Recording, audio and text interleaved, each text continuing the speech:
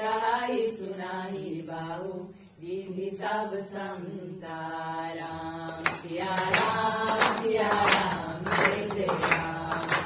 राम सिया राम जय जय राम। ओ वीर परी जब भक्त पुकारे, दूर करो प्रभु दुख हमारे।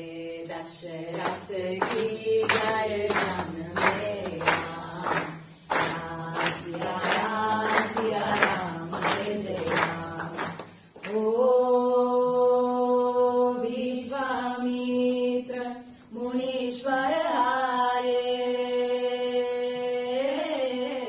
दशरथ भूप से वचन सुनाए। संग में भेजे लक्ष्मण राम। राम सिया राम जय जय राम। ओ वन में जाए तारका मारी, चरण छुआए अहिल्या तारी। ऋषियों ने की उपकार दे राम। राम सिया राम जय जय सर इन्हें आप हिंदी में अगर पूछोगे। तुंगमालिकं दमद्दमद्दमन्निनादमद्दमर्वयो चकार चन्दतन्दवं तनोतु नः शिवा शिवम्। जतकथाः सम्भ्रम भ्रमन्निलिम्प निर्जरी विलोलवेचि वल्लरी विराजमान मुर्दरी। दगद्दगद्दगज्ज्वलल्ललाट पत्त पावके किशोर चन्द्रशेखरे रति प्रतिक्षणम् मम। धराधरेन्द्र नन्दिनी विलास बन्धु बन्धुरा स्फुरद्दिगन्त सन्तति प्रमोदमान मानसे कृपाकटाक्ष धोरणी निरुद्ध दुर्धरापदि क्वचित्तिगम्बरे मनो विनोद मे तु वस्तुनि। जदा भुजङ्ग पिङ्गल स्फुरद्दनामणि प्रभाकरम्ब कुङ्कुमद्रव प्रलिप्त दिग्वधोमुखे मदन्त सिन्धुर स्फुरत्वगुत्तरीय मेदुरे मनो विनोदमद्भुतम् बिभर्तु भूतभर्तरि। ओम नमः शिवाय। বাপ রে বাপ, এ তো মনে হচ্ছে যে ভারতীয় অনেক হিন্দুকেও লজ্জায় ফেলে দিয়েছেন ইনারা। দর্শক জানেন ইনারা সব কারা, কোত্থেকে এসছেন? ভারতের কোনো অংশের মহিলা ইনারা নন, ইতালি থেকে এসছেন। ইতালির মহিলা, তারা এসছেন কুম্ভ মেলাতে এসছেন।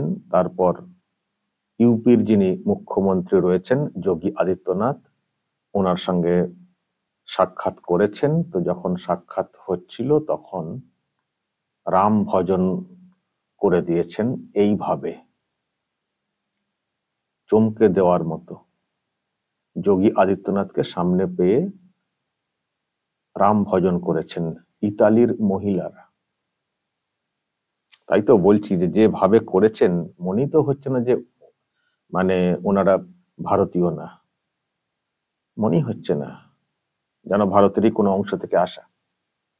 কিন্তু ওনারা এসছেন ইতালি থেকে এসেছেন কুম্ভ মেলাতে, আর এসে একেবারে সকলকে চমকে দিয়েছেন এটার মাধ্যমে। প্রিয় দর্শক, আমি শফিকুল ইসলাম এবং আপনারা দেখছেন আরামবাগ টিভি।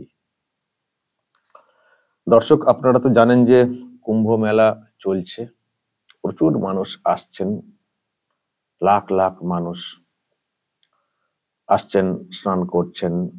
আমাদের বাংলা থেকেও হয়তো অনেকে ওখানে গেছেন।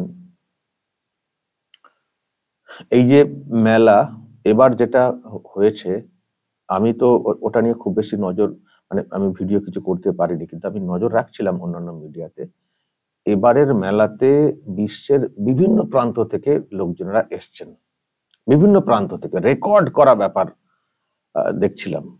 এবং আয়োজনের দিক দিয়ে যা যা করার ওখানকার সরকারি দিক দিয়ে যেগুলো যা করার সেগুলো তো করেছে।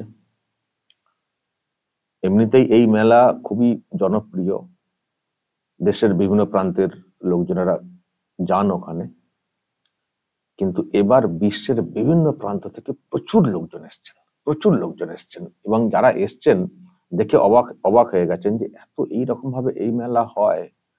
আবার যারা এসছেন তারা দেখছেন যে আরো সব অন্যান্য দেশ থেকে এত মানুষ আসেন, এত ভক্তি, চমকে গেছেন।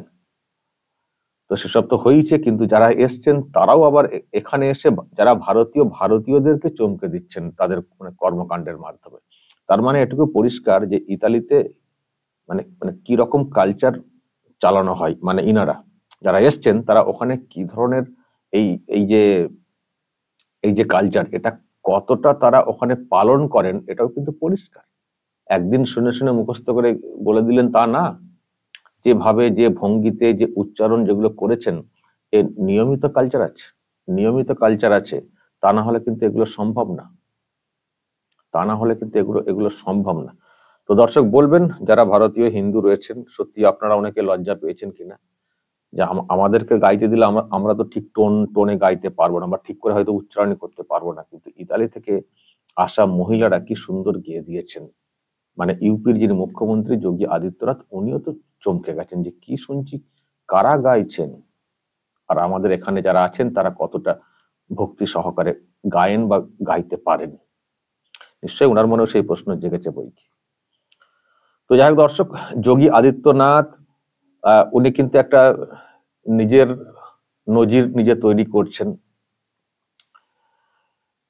মানে যত মুখ্যমন্ত্রী আছেন বা পলিটিশিয়ান আছেন যারা হিন্দু সনাতনী ধর্মে বিশ্বাসী, তাদের কাছে খুবই কাছের মানুষ, প্রিয় মানুষ হয়ে উঠেছেন।